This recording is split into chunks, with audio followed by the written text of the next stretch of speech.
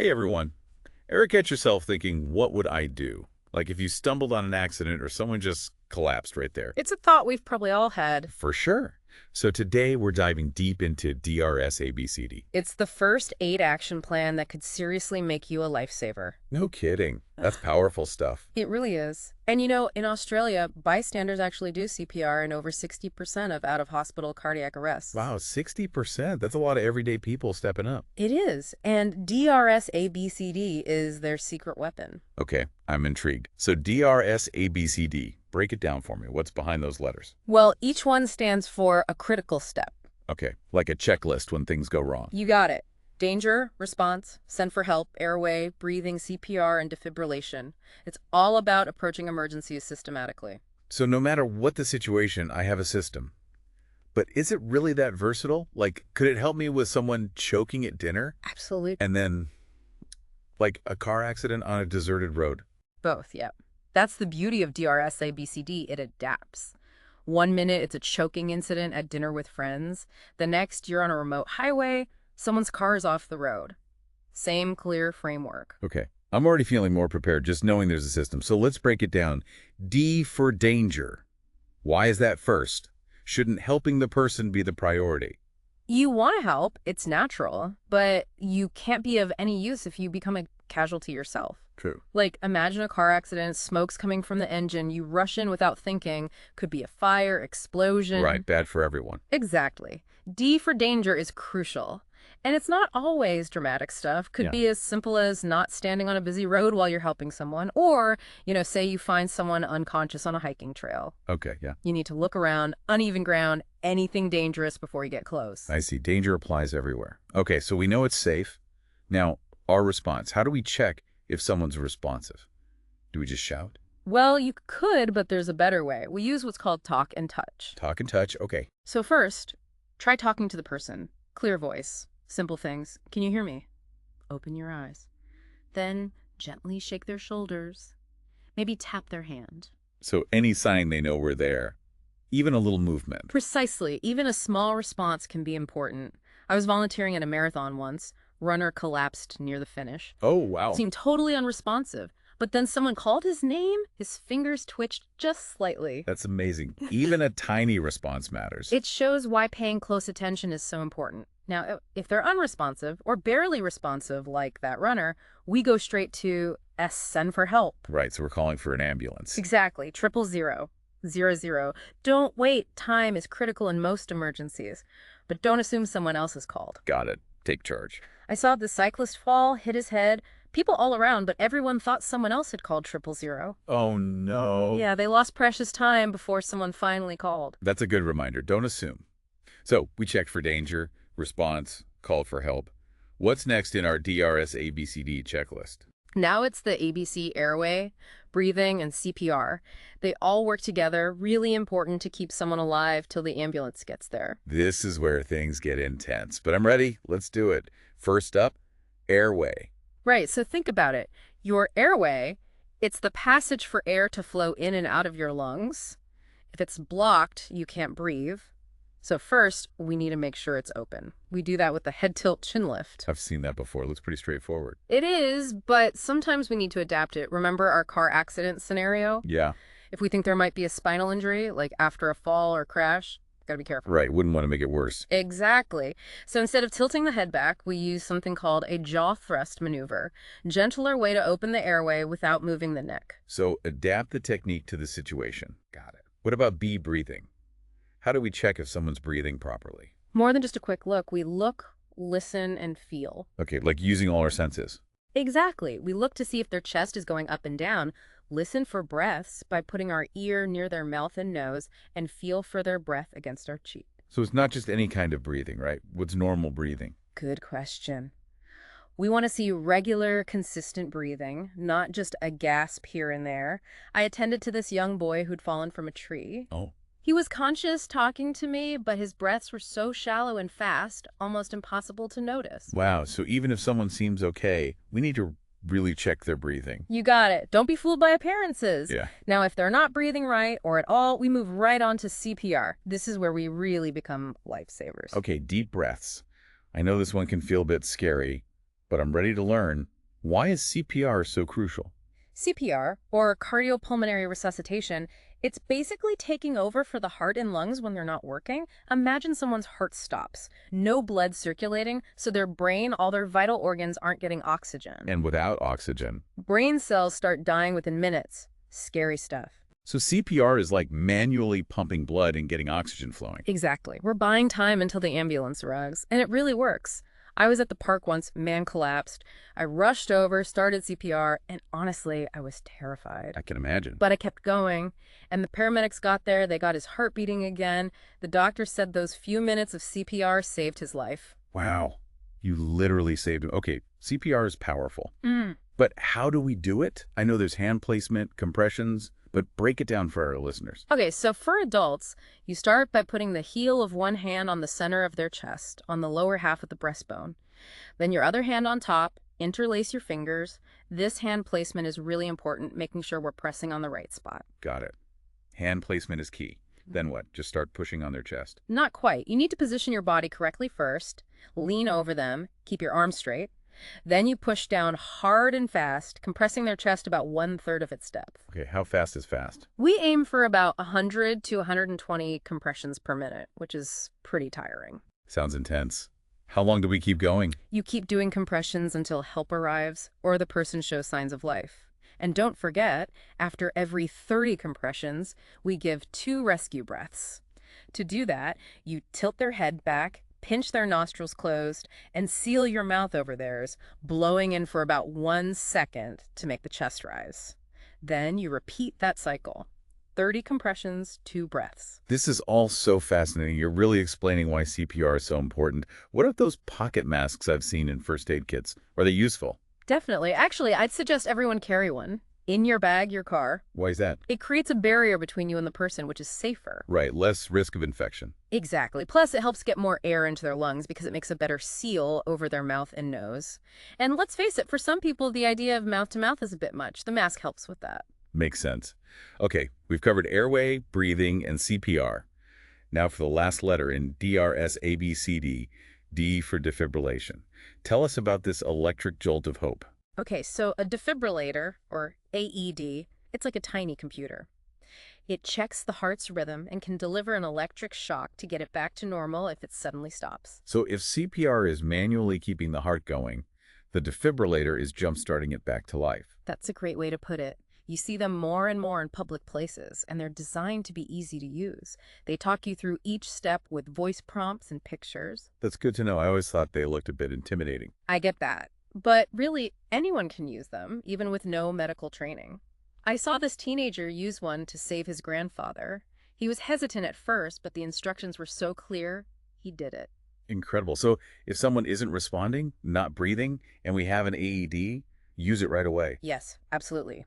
Early defibrillation, along with CPR, that's what gives the best chance of survival in those situations. The faster we can get the heart back to a normal rhythm, the better. This is all so valuable. I feel much more confident knowing I could actually help in an emergency. But what about those in-between moments? We've done DRSABCD, we're doing everything we can, but we're still waiting for the ambulance. Anything else we can do? Any other tips or tools that could be useful? Great question, and it leads us right into the next part. Beyond DRSABCD, let's talk about some other first aid techniques you can use to help stabilize someone while you wait for the paramedics. Okay, I'm ready for more.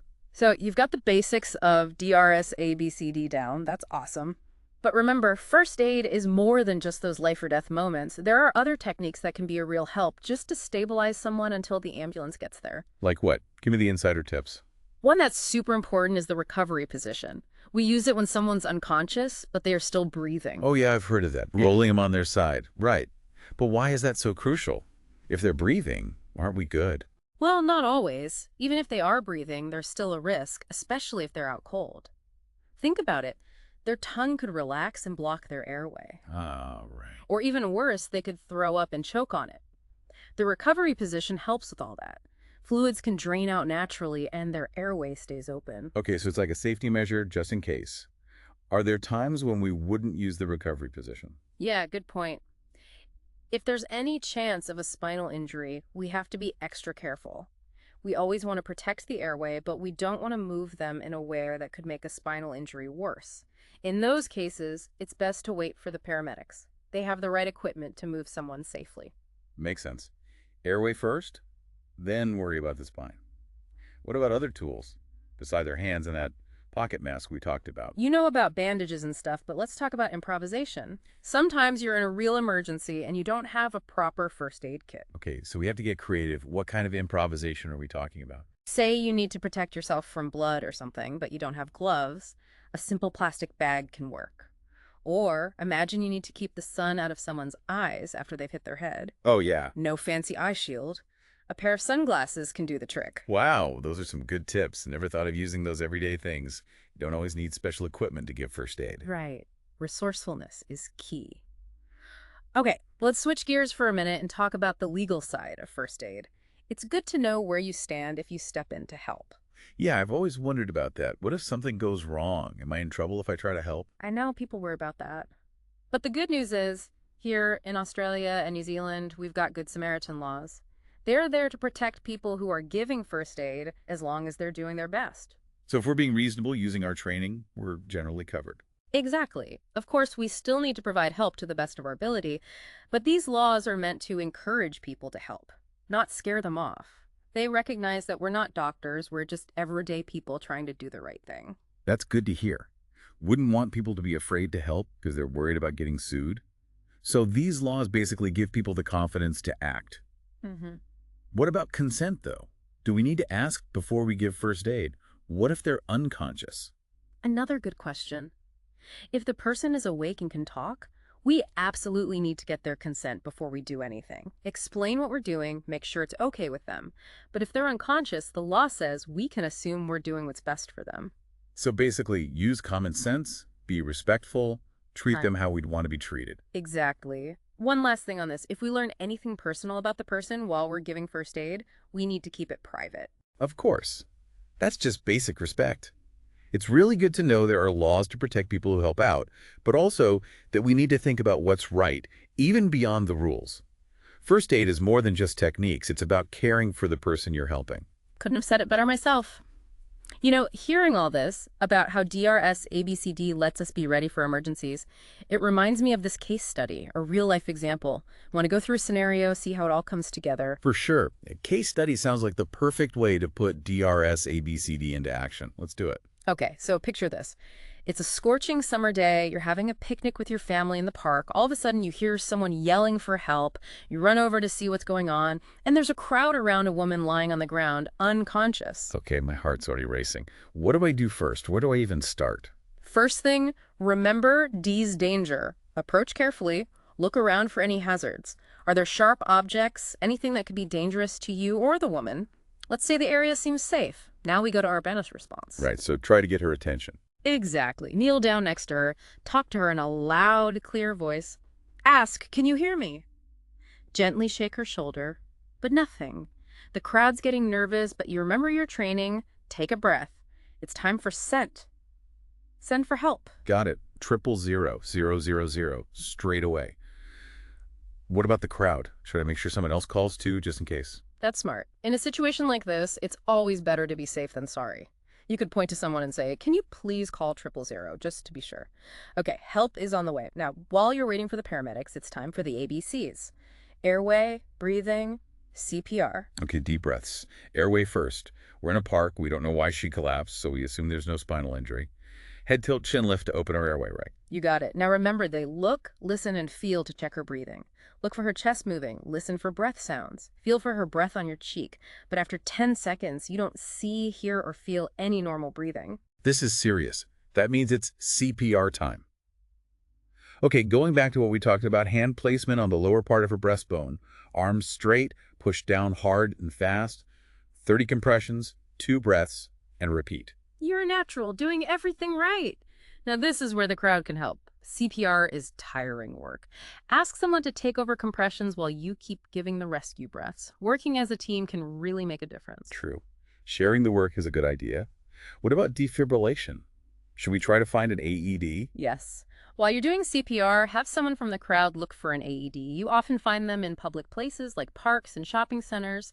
And remember, even if you've never used one before, it'll guide you through it. Okay, so CPR is happening, someone's calling 000, and someone else is looking for an AED. We're doing all we can.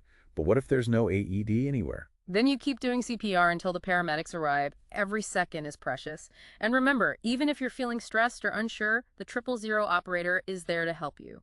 They're trained to give support over the phone. This is all so incredibly helpful. I already feel so much more prepared, knowing that I could potentially save someone's life. But what happens when the paramedics arrive? Do we just step back and let them take over? That's a great question. A lot of first aid training doesn't cover that part. When the paramedics get there, our job isn't done. We can still help by giving them information. Information? Like what? Think about everything you've seen and done. Tell them how you found her, what you've done so far, how long you've been doing CPR, whether you've given rescue breaths, if you used an AED. All those details will help them assess the situation quickly and give her the best care. So it's like we're passing the baton in a relay race. We've done our part, but we're still part of the team. Exactly. And let's not forget the emotional side of this. Giving first aid, especially in a situation like this, can be really tough. It takes a lot out of you. That makes sense. It's like an adrenaline rush. Then the reality of it all hits you. What can we do to take care of ourselves after something like this? That's so important. We need to recognize that even though you were a hero, you might have all sorts of emotions afterwards. Relief, guilt, exhaustion, all of it. Talking about what happened with someone you trust, a friend, family, or maybe a counselor, can really help you process it all. So self-care for the first aider is just as important as giving first aid to someone else. Absolutely. And remember, you're not alone. There are people and organizations out there to support you. Places like Beyond Blue offer help for people who've been through something difficult. This has been such an eye-opening conversation. We've covered so much, from the steps of DRSABCD to the emotional side and the legal stuff. I feel like I have a much better understanding of how to respond in an emergency, and I feel more confident about it too. But before we finish up, I have one last question for you. We talked about how knowing DRSABCD can make us feel empowered. But I wonder, what if everyone knew it? What if it was just common knowledge? How would that change things? Now, that's an interesting thought. If everyone knew DRSABCD, we'd have like this network of everyday heroes ready to jump in whenever something happens. Think about it. More people ready to help at accidents, or if someone's having a medical emergency, even during a natural disaster. Yeah, like a safety net we all create together. Yeah. Just by knowing what to do, it could make a real difference. This whole deep dive has been amazing. DRSABCD, it's more than just letters. It's a way to take action, to turn anyone into a lifesaver. Couldn't agree more.